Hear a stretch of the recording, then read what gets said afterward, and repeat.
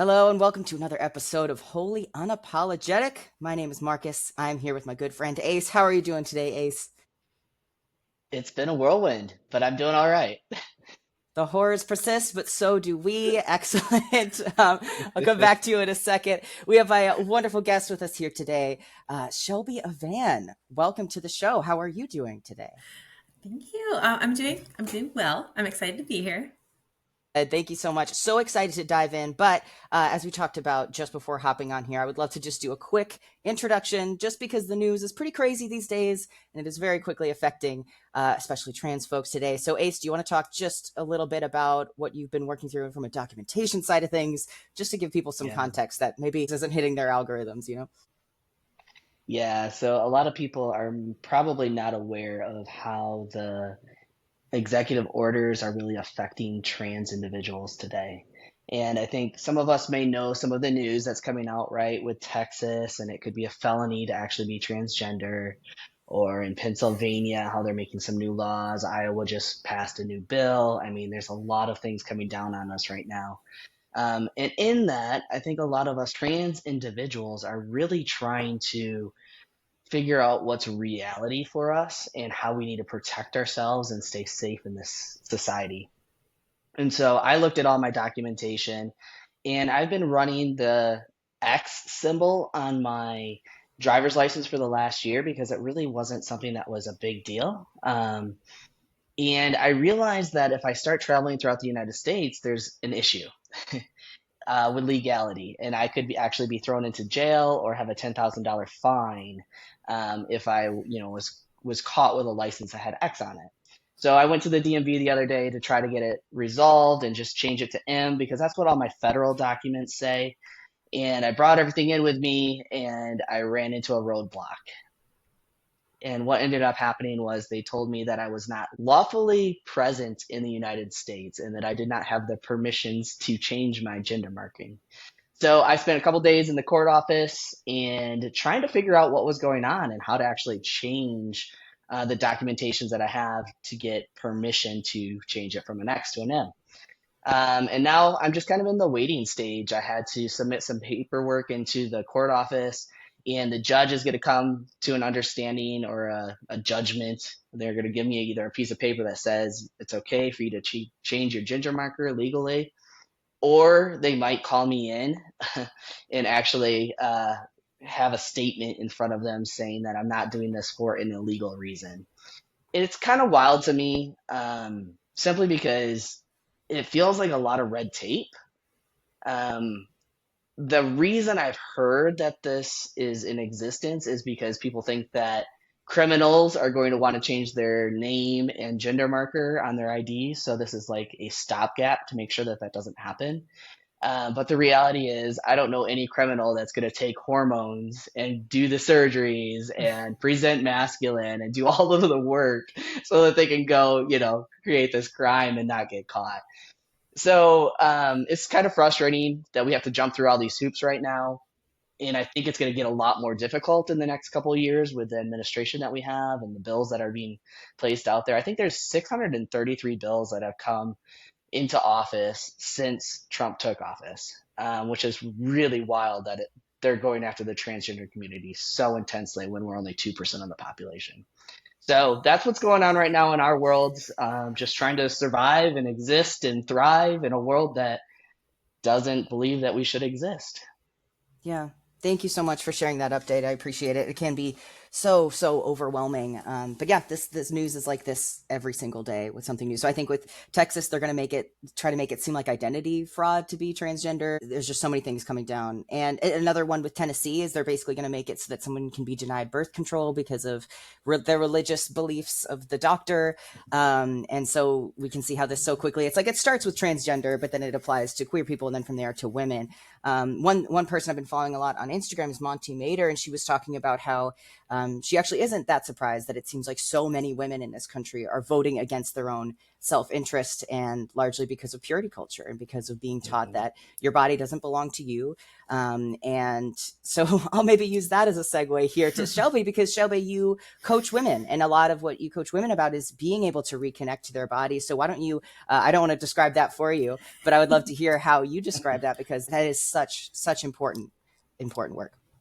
Yeah, well, oh God, I could go off on a tangent on the birth control thing right away. Go But, for it if you'd like well, to. So I'm not on birth control. I think it's great to be in tune with your body, understand the cycles and the rhythms that happen as we go through our cycles. We should have the choice of birth control anyway, because people still want to be on it, want to be safe, want to be able to progress in their career, or for whatever reasons, it should still be an option that they can have, that we can have in general. Like choice, it's just the power of choice argument coming up, right? Men shouldn't be telling us what to do. No one should be telling us what to do. But yeah, so going back to the main, ask me the question again. Sure. If you'd just like to describe your coaching, because I know a lot of that has to do with helping women reconnect to their bodies. Yeah. So in a few different ways. Right now, I'm actually working on trying to figure out how I'm going to be combining my dance into my coaching practice. So I do pole dance, and when I'm teaching my girls, I'm always telling them to, we can do these things. I want you to listen to your body, see like if there's pain there, then like adjust and do something different. I can give you a different option of like a move for the choreo. I can, like we can always switch and change things, but I want you to make sure that you're not hurting yourself. Like ask me questions, listen to your body, and let's see where we can go from there.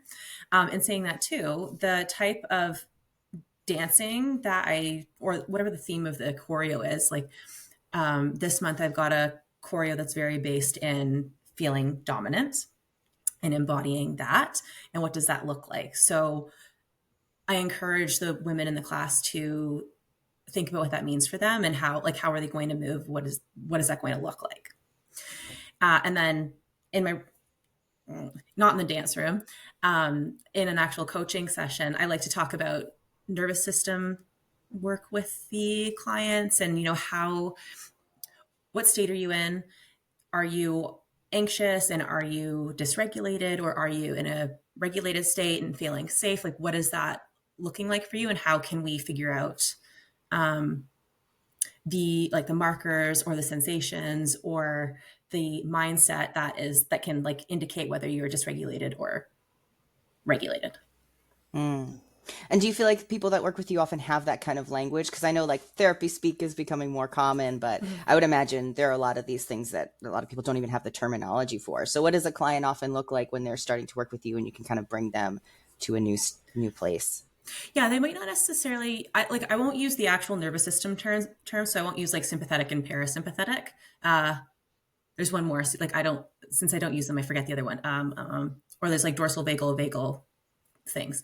But I'll just use like, are you feeling like you're in fight, flight, freeze, fawn, etc., or are you feeling like you're safe and regulated? Do you feel, and I'll expand upon what that looks like too. So if we're feeling safe and regulated, we're also feeling social. We're feeling like we can do things, we can be creative, there's a lot of like other things that we feel when we're regulated, where if we're feeling dysregulated and not safe and anxious, then we're having that negative thought spiral. We're having like in our body, we'll feel that racing heart or like that frenetic energy. So I always compare it to, in biology, we learned about the like different electrons and solid, liquid, gas. And so when we're feeling safer, we'll be more like solid or like a slow liquid. And if we're feeling anxious and dysregulated, we're the gas, we're bouncing all over the place. And I find that kind of hits pretty well with clients. So we had met at the Erotic Blueprint conference Yes. not so long ago. How did you come across the Erotic Blueprints, and how does that work into your coaching? I learned about them, Jaya, like years and years ago, and I took her quiz, and then I just knew that I wanted to go and do more work, more events, something. I need to get out of Canada too. I wanted to just do like a trip somewhere. So I was like, this is perfect. I'll just go and do a sexuality based event where I can meet like-minded people and travel to a new place, and I'll just do that. It just presented itself. So that's kind of how I chose to do that. But I love the realm of sexuality in general. So So Ayce, do you want to jump in and describe the activity that we were doing on that particular day when we all met together? Because it sounded like your group was having a good time too. Yes, absolutely. So we were at Pi, which is Pleasure Island. And in that experience, we drop into a container with about 400 other people and we explore our sexuality. And so we talk about the 5 different types of the erotic blueprints, which are energetic, sensual, sexual, kinky, and shapeshifter. And in that, throughout the weekend, we're exploring what does that look like to dive into our own primary type, but then also meet other people in those spaces. And so it was an incredibly juicy, slightly kinky event where we dropped into like our erotic personas and getting to know, other parts of ourselves that maybe not everybody knows or sees every day. And so it was a really safe space just to really explore what was arising for us in the moment. Yeah, and we would basically take turns and tell the other people in our group what we wanted to experience or try. And so it was really great to practice that, because I think for a lot of people, it's not necessarily comfortable to have these kind of conversations or to say, I want this, I don't want that. But that's absolutely crucial for consent. So what else about you want to add, Shelby, about that particular exercise or anything else of the conference that stood out to you? Well, I feel like the group activity at the end was definitely the best part about it. I just think about like our group. So Marcus and I were in a group together, and like the way that it kind of ramped up, because I went first and I cried like good tears. And then it just kind of like ramped up from there. Cause I think Marcus, I think you were like more sensual, like it was a sensual Yes. dominant feel that was coming through in that one. And then, one of the other members, it got like kinkier. And then the end, it was everything. I always say transformer. That's not the right one. Shapeshifter. It was everything. So it was just interesting. Yeah. How it naturally kind of went up the hill. Yeah. That was such a cool exercise. And we were like moving quickly through it. It's like, very interesting. But yeah, such a cool conference. I felt so safe with everyone there. We did this exercise at the beginning of the conference too, where we just were in a kind of a circle essentially, and you would just lock eyes with someone for like a minute and then shift to the next person, the next and the next. Isn't that how I met you? It might have been. We went through like but it was a really beautiful moment where just in silence, you just kind of like pick an eye and connect to someone. And I just felt like I have so much love to give the world. I have so much space to hold for people. And it was just a really magical moment for me. I thought that was really special. Yeah, I'm feeling like that actually is how I met you, and like you're one of the standout people. Well, thank you. And that's why I went and like found you later to do the group thing together. I was very, very grateful because I am pretty shy. So I didn't want to be the last picked in gym class there. So I was like, I've got a group. Yes, I will die for all of you. Very cool. So, okay. So sexuality and dance and confidence in our bodies. I just want to hear more about that. I want to hear about how you work with the women in your dance classes to find that kind of empowerment. And I love that it's done through pole too, because from this outside male gaze perspective, it can seem almost like the opposite of what that is, and how many people have taken that as an activity to feel that empowerment and work through. I'm just going to let you describe it. I'm just excited to hear more about it, because I've had other friends that have done it as well. And it just feels so exciting and so empowering that like my inner child that was the, raised female in the church is like terrified and excited about it. Okay. So tell me more about how you work with the women in your dance classes. Yeah, well, I think I just help them facilitate the journey in general, because I think of mine and when I first started. So I've been pole dancing for 9-ish years, I think now, consistently at least. And when I first got in, I know that the reason I started was because I was like, this is going to be my little rebellious thing that I want to do. Like, I'm not allowed to do it. I'm not supposed to do it. And fuck it. Yes, I'm going to do it. So it started there. And then it was like my dirty little secret that I loved. And then I didn't want it to be a dirty little secret. I wanted it to be something where I'm like, no, but look at what this is. This is really cool. And it's not just what the stereotype is. It can also look like this, XYZ. Mm-hmm. And then probably, I think I want to say around a year, maybe it's 2 years now. It shifted again for me where I was like, yes, and it can also be stripper. Comes full circle.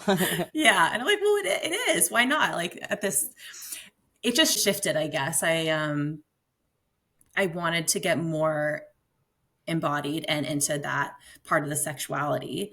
And so I was just like, well, you just have to embrace it. Like there's, it's like the whole idea of kink. For me, kink is like this reclamation of whatever you want. And that's the same thing that I was bringing in to pole is like, it's just a reclamation of your sexuality, reclamation of the word, reclamation of the sport. Take it how you want it. Like it can be whatever you want it to be. I love that. So what I see in correlation to this poll that you're talking about, and then also the Yeah. erotic blueprints, is what you're creating is an environment for all of you to exist, Mm-hmm. right? You can have the energetic, the sensual, the sexual, the kinky, the shapeshifter, and you can have a space where you can allow those emotions and those feelings to really grow and be expressed. And I think that's incredibly healthy. Mm-hmm. Yeah. And that's a great point. Cause in dance, when I think of the energetic side, so I'm a Reiki master as well. So in that, I find that pole work is very sacral based. So it's hitting everything in there. So the emotional side, the sexuality side, and that creativity. So if you need to express all that stuff, want to express all that stuff, then coming and doing like a pole dance class, in my opinion, you will be getting to express all of that energy, get that chakra moving and cleared and healed and all the things. Like it'll be great. And I really just like to exist in that specific energy. I think it's a beautiful space to be. Yeah, I love that. Can you talk a absolutely. little bit more about the Reiki healing? Yeah. So it's energy healing. And basically, it's a universal energy. It's not anything based in religion. It's just what exists in the world. And we get attuned to that energy so that we can direct it, be like the conduit of that universal energy to a client. And then we all humans have 7 chakras in the body, and then there's some that are outside as well, but I don't really work with those ones. But each chakra represents a different set of needs, we could say. So for example, the root chakra, which is based in the hips, the base of the tail, that's your safety, or base of the tailbone. Based in safety needs, home life, family life, money, potentially like romantic love, if that's where your safety is as well. So that can all be happening in that chakra. And you need that chakra to be feeling good. So this goes along with the nervous system work too. You need to feel that safety in order for the energy to move up throughout the rest of your body and the rest of your chakras. So if it's blocked there, held there, we can't, like, something will feel disconnected. The energy won't be able to run through properly. Interesting. So some of this seems to tie to some of the topics you wanted to talk about in terms of intuition or law of attraction. Some of these things that are maybe a little bit harder to pin down. Do you want to talk about that and how they all tie together? Yeah. So intuition, I really built mine when I started my Reiki journey. So I would start working on my clients and I just talk to them. So I think like even as a coach and with your clients, you can always talk and get feedback, talk to them and get feedback about how they're feeling, about what's going on. So I consistently did that with them. I would do the clearing, but I would get messages at the same time. So I would tell them whatever was coming through for me and they'd say like yes or no, but more often than not, it was yes. And how did you know that? Because it would just literally drop in. Like that's kind of how I would get mine. It'd either drop in or I'd be looking at something and I'd be like, I don't know why I can't stop looking at this thing, but does this mean anything to you? Ooh, can you give it like without, a privacy violation? Can you give kind of an example of that or even a representative narrative? Um, One of my standout ones was a new client of mine. She had just lost her dad. I didn't know that. And I remember I got a message from him. I was like, do I really have to say this to her? Because I feel like you're being harsh, man. Ooh, And he was just saying like, you need to toughen up. And I said it and I was like, I don't really want to say this, but this is the message that I'm getting. And she's like, that sounds exactly like my dad.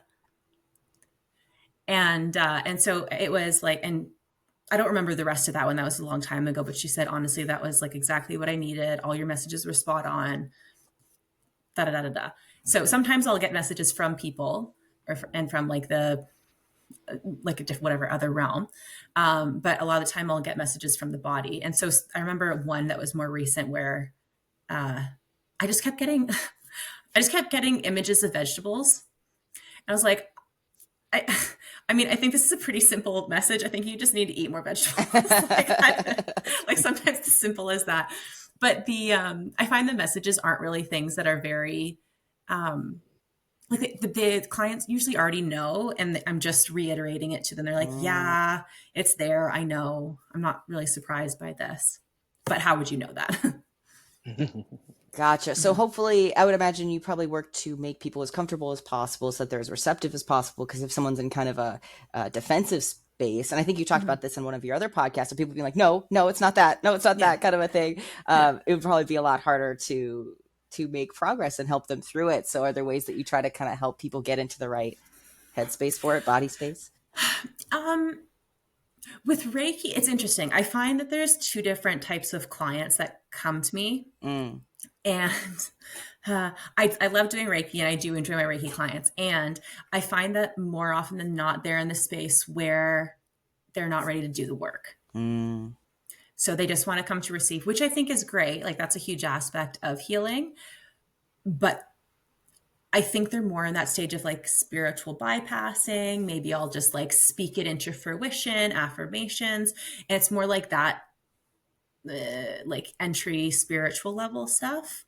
And so they're not really ready to actually take action and do the work that's actually going to help them keep their chakras clear, keep that energy clear, and help outside in their regular life. Like the things that are causing the blockages are still going to keep happening unless you take action. Yeah. So I try to always encourage that as my messages are coming up and stuff too, but it's not often what they want to do. So I can't really do anything about that if they're not ready for it. But the other clients are more open and receptive and that kind of thing. Yeah. Yeah. So they're usually ready to do the work. They figured out, like maybe they started doing attachment theory work and they're like, I recognize XYZ, da, da, da, da. And I started going into in-depth journeys on this. I'm like, okay, great. So now let's like put that all together and see what we can do, work with the nervous system. Usually there's some things where I'll just literally like reiterate back to them. Like, do you see how XYZ might be happening? Or like this pattern that you were talking about you're doing it right now, blah, blah, blah. Like I find that they're a lot more open and really willing to do the work. And they're just like completely different types of humans. They usually want the Reiki too, but it's just different. Yeah. I think you were posting something, Ayce, but correct me if I'm wrong, about how like we don't need to be healing all the time. We can also go out and like experience life. Was that something on your story? It's so true because I end up getting really deep and I'm just like wanting to heal. And it's like, maybe I just need to go outside and like enjoy a walk or something, a little bit easier. Yeah. I can totally relate to that. But so on the other side of that, Shelby, how did then you prepare yourself for a session? Because it sounds like this could be incredibly heavy. If you're having to transfer messages from someone's, deceased relative, that kind of a thing, you're being this conduit. What is the prep that you do for that? And then how do you kind of heal afterwards if you need to kind of maybe shake off some of someone else's story that you've been helping them with through this? Okay. Well, so in the Reiki session beforehand, it's a lot of more like energetic prep. So one, making sure that I'm grounded to begin with. So whether that's like sitting and taking a moment to just breathe and get back into my body, if I've been kind of like going around all day, that's a big part of it, because when I'm doing those healing sessions, I'm also co-regulating with them. So if they're feeling anxious to start off with, as I work with them, they're going to be co-regulating with me. And the whole goal is to help them relax, which every time they always end up being like half asleep or feeling like they're so relaxed, like, oh, I haven't felt like that good in a long time, which is great to hear. But so that's a huge aspect of it. And then I'll do like energetic protections as well. So I've got like a prayer or a visualization of the space that I want to do. Reiki comes with different types of symbols as well for us. So I'll just put them around the room as protection. So that's the before. I usually carry crystals with me as well for those. So there's certain certain crystals that are good for grounding and energetic protection. Mm. So I like to keep those. And then at the end of the session, I always ask, again, energetically, for the energy to be released and for it to be transmuted. So it doesn't stay within me. It doesn't stay within the client. It gets transmuted and turned into something like like love and light, a better energy that can continue healing instead of hurting, basically. Mm. That's nice. Yeah. And I like that in coaching and stuff too. Like we can turn our pain, transmute it into something where we're healing instead. And that's also like a kink thing. And it lays over to a lot of different areas. Mm. Do you want to talk about that? Because we've had some really cool guests, and we're going to continue to have cool guests about kink. But how you think of that as a healing process? Because again, from people that don't know a lot about kink, they might think the opposite. So, how do you think of that as a healing exercise? Well, I just think it's the shadow realm. Like when you start the journey, I feel like a lot of people are scared of the shadow realm, but we need to face those shadows in order to fully actually heal. And when we look at them, it's kind of like like this analogy has probably been used before, but it's like, looking under the bed finally, so that you can see the monster's not there. Like it was your cat, turns out, who knew? But I think that kink is just so interesting because it's this space where you get to be really, really creative. Like those consent conversations are meant to be there. I know they're not always there, and it's depending on the situation, whether it's like a healthy dynamic or not.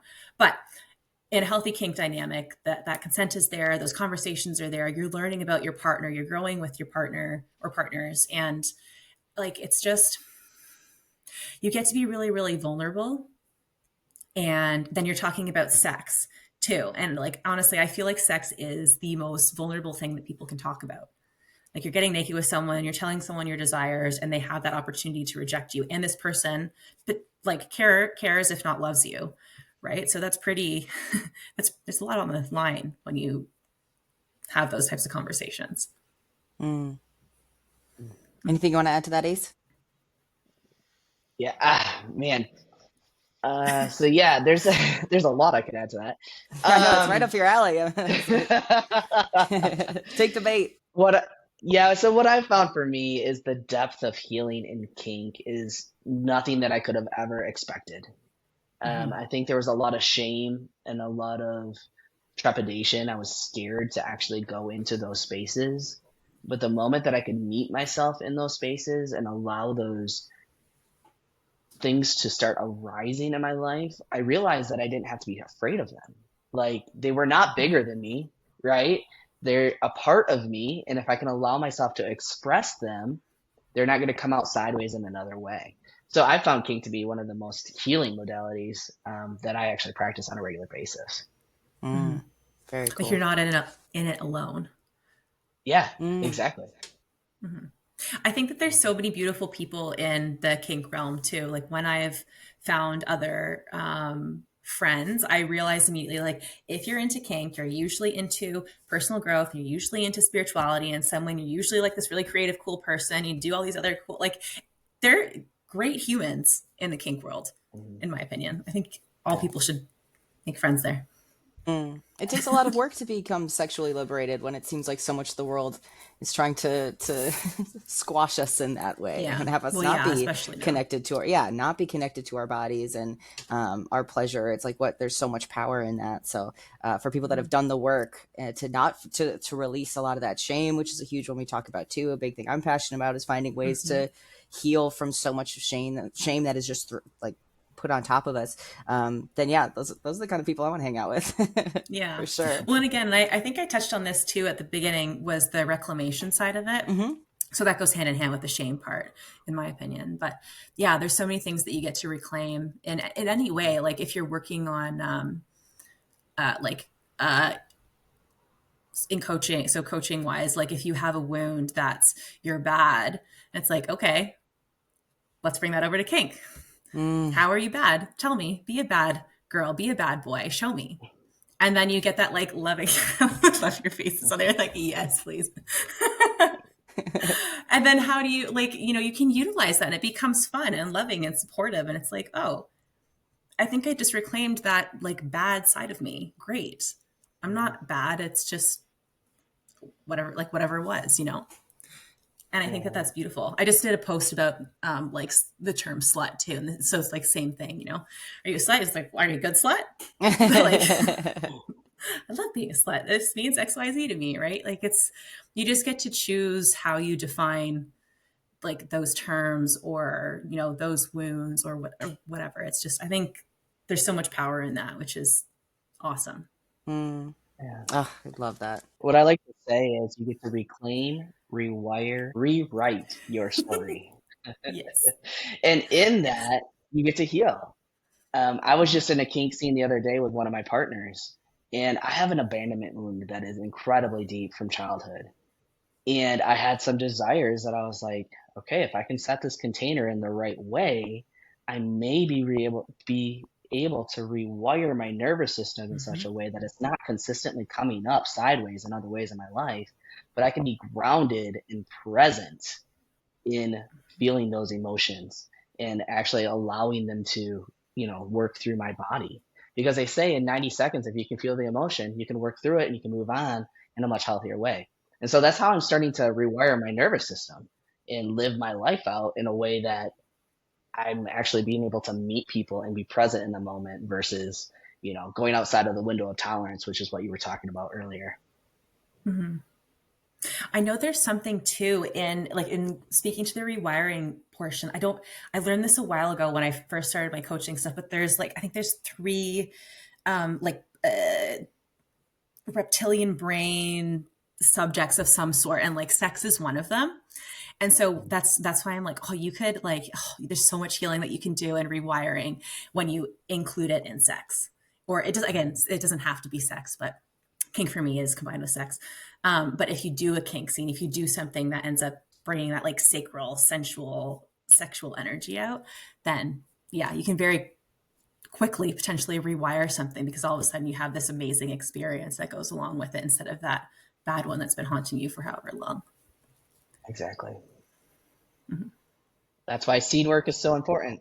Mm-hmm. Mm-hmm. So I guess I'll ask this one too. How do you guys recommend that other people learn more about this and find safe spaces for kink? What are some ways that people are connecting nowadays for someone that hasn't done this at all? Well, I like books. I always think books are a great resource to start with. I can like drop Jaya's book in there. So if you do her the blueprint book, what's it actually called, Ace? Your blueprint for pleasures. Okay, there we go. Dropped in. Yeah. So that's really great. There is the kink section in there, so it's there. But there's all the different types of books online. There's different websites. So you could do something like Beducated, which is a great online resource. There's OMG Yes. That's not necessarily kink based, but it's like women's pleasure based. And then there's lots of different educators online too. So like, you can find anyone through the blueprint. I know a couple of DOMs that are really great in Toronto. So like there's Lady Pim in Toronto. There's Goddess Freya Faye, who's awesome. Anyone from the Kneeling Room is great in the Toronto area. And then, yeah, like Ace, what resources do you have? Yeah, I have a whole list of books, but I don't have them here with me right now.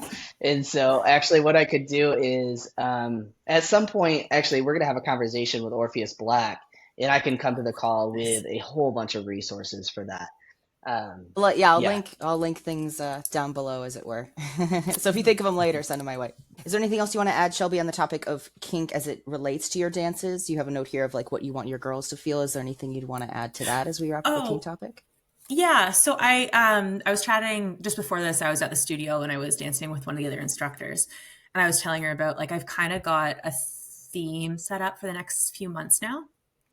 So I was going to be doing some workshops, and I had the ideas of what I wanted to do for them, but I decided that it's going to be my choreo themes for each month instead. So I wanted to do, this month is dominance.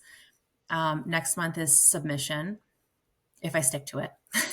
And then there's body worship, ritual, primal, And then intuitive, which is kind of like separate from the kink side of things, but yeah, whatever, it still pulls in. But yeah, so I just wanted to find like songs that make you feel like that subject. So this one I have, it's Rockstar 101 by Rihanna is who I'm choreographing to for the dominance one. And the girls are feeling it. Like you can see it when they dance it. Like it's like very strong and very like, I love it. We have videos of it too, and they're just looking badass. Um, but then going into the submission one, it's I'm actually struggling with it a little bit because the class that I'm doing is an erotic class, which means that I'm doing it with the actual heels. So you don't have to necessarily dance with the pleasers, but my class is. And I find that submission is not a heels class. Like you need to be barefoot. This needs to be a lot more like earthy, grounded, rolling around on the floor. And these like, I don't know, this more like subtle way of being. So I'm struggling with that one a little bit just because of the shoe element. But I'm excited about that one. I'm excited about the feel of the music there. And then body worship and ritual, I think, are kind of might end up being similar, but I'm going to try to figure out how to separate those. But body worship is probably one of the ones I'm really excited about because I hear the girls beat up on themselves a lot in their body, or they'll like, I've had a lot of them, which this is like really lovely on my end. They'll compliment me. And I'm like, thank you. Thank you so much for telling me my ass looks great again today. That's awesome. But then they're like, and how can I get your ass? So like, okay, I don't know what to say to this. Like I want them to feel like better in their bodies. Mm-hmm. And how can they celebrate the body that they have? Like, yes, you're allowed to work on it, of course, if you want to, but where is that coming from? Because I don't want it to be coming from a space where it's like, I need to fit in, therefore I need to look this way. I need to feel safe, therefore I need to be big. I need to, whatever it is, right? I need to be sexually appealing so that I can feel worthy or that I can feel wanted or whatever that looks like. So I think that body worship one is going to be like a very significant month. Actually, maybe that might have to be my April one now that I think about it. Okay.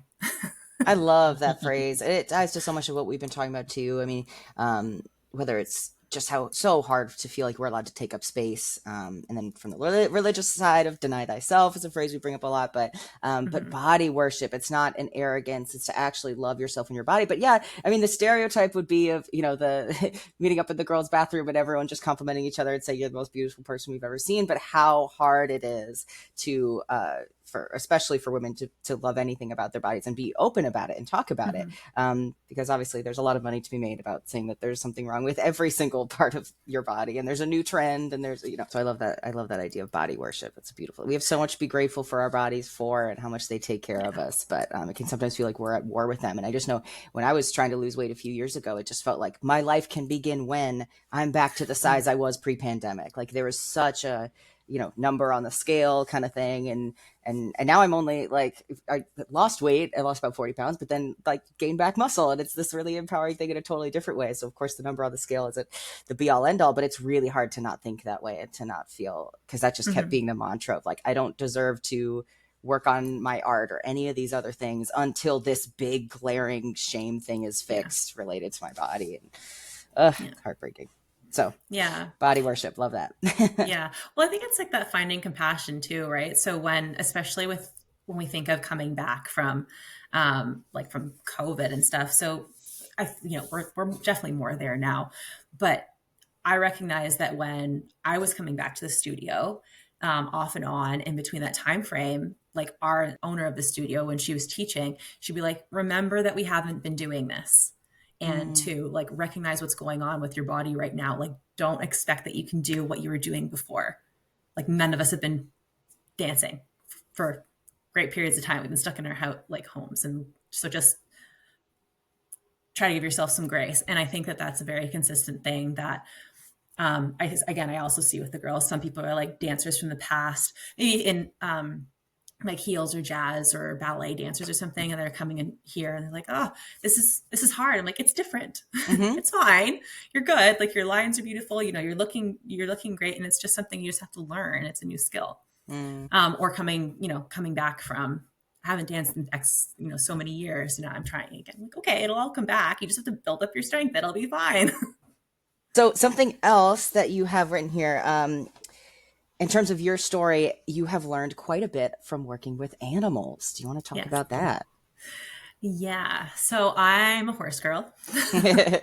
I love my horses. I almost cried the other day because I haven't been working with them for a couple of years now. And I went and saw some the other day and was like just doing regular barn work, which I also have, like all of that I haven't been doing. And I was so emotional about it. I just miss them a lot. I really miss shoveling shit, apparently. I was surprised by that. Anyway, but yeah, I was doing equine midwifery for 8 years. So I had my little babies, my foals, who I loved. I loved hanging out with. And I guess that part in general is separate. But one of the things that I love that I think really relates to my coaching and like trusting the body is that I would see mares, so the female horses, they're giving birth all the time. And most of the time, you don't need to help them. Like there's none of this. You don't give oxytocin to the mares because it would be absolutely disastrous. Like you don't do that. So why are we doing it to women? Why are we telling them to like, come in, let's just get this done. We'll shoot you up with your oxytocin, get a cesarean, and baby will be out and you'll be good to go. Right. I'm like, we are being taught not to trust that our body can do what it naturally wants to do. So the whole idea of like the birthing process, there's just more and more that I get really mad about, because even with the horses, when you can tell, like they'll start to get more anxious, not anxious, but they'll start to sweat. They'll like separate themselves off from the herd. They'll just start doing some strange things. Like they might stretch out because there's a lot of pressure on their belly, and they'll do some things with their lips and stuff. But they'll start acting strangely. So and then to keep the space quiet, because with horses, they're prey animals. But I think this goes with all humans or all animals in general.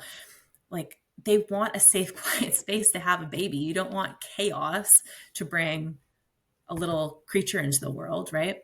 So with them, if someone, like if you turn the lights on, or if you get loud and you disrupt the process, they can actually shut down their labor and postpone it for a little bit and then start it again when they feel safe. But that's kind of like the same thing as us being like, holy shit, my water just broke, let's go to the hospital, where you don't feel safe. There's these lights and like there's doctors that aren't listening to you or whatever else is going on. It's like you're completely disrupting your nervous system and the cycle, and you're shutting down the natural, like what your body's naturally trying to do, kind of thing. So it's like, I just get mad about it. And then there's the whole aspect of like, what are doctors actually listening to you as well, which I don't find that from stories I've heard, and like even just from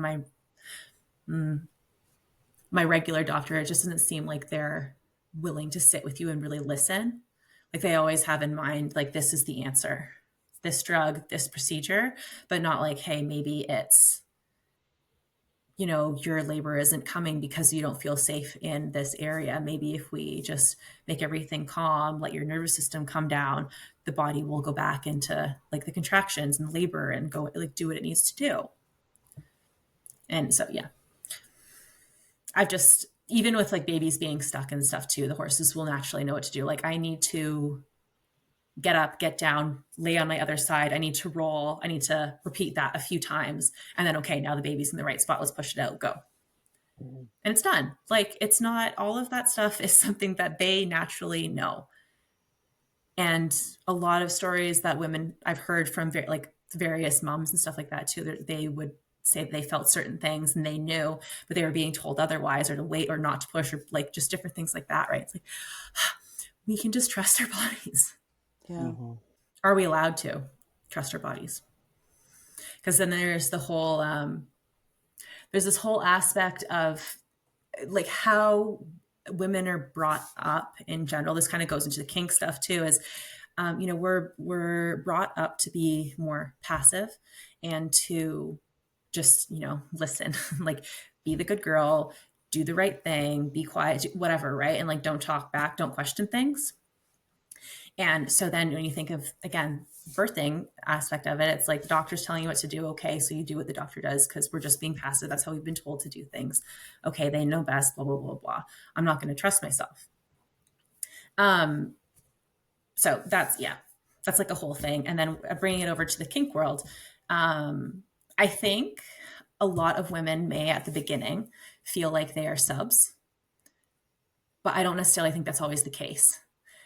They may not, like we may naturally lean that way because we've been taught to be passive, but that is not submission. And so I think like it's just learning where you actually lie there. Like, do you actually enjoy submission or do you enjoy dominance, but you've just been told you're not allowed to be dominant? Or do you like to switch? And what makes, like, what is that switch point for you? Yeah, it's really interesting actually in our culture how the feminine is supposed to be submissive and the masculine is supposed to be dominant. But if we actually leaned into our bodies and we allowed ourselves to actually express ourselves the way that naturally we are attuned to, it very well could be very different because we might be wired differently. Yeah. And I've seen like so many men that are like, they love submission, right? And it's like, okay, I would love to dominate you. Here you on your knees. Down, boy. Let's go. I saw this great video that was talking about how conservative men will often want to lie on their dating profiles that they're not conservative because they want to date liberal women because the conservative women expect them to be these alpha males. And they're like, I don't want to be that all the time. It's exhausting, which ties back to the idea that like toxic masculinity hurts men. It hurts women. You know, the misogyny hurts men. It hurts women. So that's nice to think of kink being a space where people can kind of figure out. Cause I feel like I would have expected almost the opposite, like being kind of expected to be submissive all of my life. I'd be like, oh, well, if I do kink, I'm going to be the most dominant because that's where I'm getting to play the other character. But either way, it sounds like people can kind of ultimately, hopefully find what really works best for them for that experience. Yeah. Well, and I think it can go that way. Like you're talking about, people can, like women can either go into that, well, naturally, obviously I would be a submissive because I'm a woman, the end. Or it can be like, fuck this. This is my outlet. Yeah, but then I find that there's also some things in there where it's like it can be like fuck this and fuck men, and then it's not like a very good dominant position. Yeah. in that side, that's like a whole other thing. Ethical kink, as we've talked about on this show, ethical kink. Yes, 100%. I think like I'm a switch, so I'm just partial, I suppose, to switch in general. But I was thinking that like my favorite type of human is probably like, if I'm talking, I mostly like men in general. So my type of human is like someone that's probably more dominant, but is vulnerable enough to want to move into submission with me. Because I don't find myself feeling very pulled to people that are like, men that are consistently like, I'm a sub. I'm like, okay, then we're just going to have like a certain dynamic, but you're not going to be my partner that I'm actually going to date. Like that's a separate situation then. What I've realized is some of the best doms are the ones that have actually dove into submission and have experienced it themselves and have put themselves in that space to understand what is it like to be a sub. Because then they have the understanding and the mindset of, okay, this is what the sub is experiencing, and this is how I can take care of them, and this is how I can provide for them, and this is how I can hold the container for this experience for the sub to have the best experience possible. So if I'm ever being domed by somebody, I almost always ask them, have you ever been a sub? Because if they haven't, they don't understand what it's like to be in my position, to submit to them in such a intimate container. Yeah, well, and I think that they're missing out on this whole side of like how powerful the side of submission is too. Absolutely. And like I think it's a little bit, it can be a little bit telling that it's like, no, like the power position is the dom position. Like you're wrong. It's very equal and you're missing something here. Yeah. So what can some of those conversations look like when you're setting a container for a scene? Because it sounds so great that you really can both arrive at this catharsis and this healing. What are some of those conversations you might have before you dive in? I like the idea of starting with a yes, no, maybe checklist, and just starting there, and then having a discussion around like, okay, so what are the things that are on the table? These are the yeses, and does that look like we could do like all of these things, or I have this as like a buffet, and then I can pick which ones I'm going to do, like I'm going to do in this scene. Is that what's going to happen? Do you want to play a little bit with the maybes, and we just communicate and have that red light, green light, yellow light system, and talk about it throughout? Like, what do you like? How, where do we want to go with that? Do we want a certain theme? Do we want certain outfits? Do we want it to look like we start at this time when you enter the room, or when you get home, or whatever? Like, there's a lot of things that you can talk about. And then recognizing that scenes don't have to be very long necessarily either. You can literally just have one where it's like a 5-minute moment, get them into that submissive headspace. Maybe it's just to like down regulate them.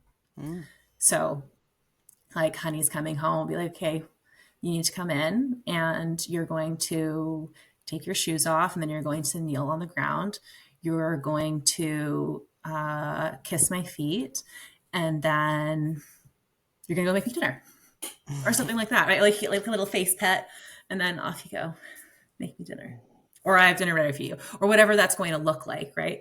So it can be like I have a dominant moment in that section, but maybe I've done like the, in quotations, the wifely duty of I have made dinner. So you can still have those. It doesn't, like, the rules don't have to be what they're traditionally set out to be. Like, you can choose. It sounds like an incredibly creative space. So do you see that as a creative outlet as well? I would imagine. Mm-hmm. Yeah, I find that like the dom space to be a little bit, not just a little bit tiring. It can be quite tiring though, to really. You're holding a lot. Yeah. It can be fun, but it is fun. And like, to think of a scene, I find harder. I like to more be like go with the flow and what is presenting at the time, and then how can we get playful with it. But that doesn't always necessarily work when you're talking about like, let's have a consent conversation and set up a scene. So that's like just where some of the gray area is, but that's where I find that I like to play as a more, oh, there's something here and I'm feeling a certain way. So let's see if we can utilize it. Yeah, following your pleasure, following that creativity. Yeah. All right. Are there any other topics you wanted to cover, Shelby? Anything you want to circle back around to? Or any questions from you, Ayce? I think we talked about a lot. We covered quite a bit. Why don't you tell us what your ideal client is like? Who's someone that would be the type of person that should reach out to you, connect with you via social media? We'll have everything linked down below. Who are the kind of people that could definitely benefit from the work that you do? Yeah, so I work with women that feel like they're disconnected from their body. They're not really able to fully trust in themselves and their intuition. But they know they want to change. They know that there's like, they're just tired of that way of living. They're like, I have felt these nudges, and I just didn't follow them, or I didn't listen to them, and I'm like really disappointed with myself.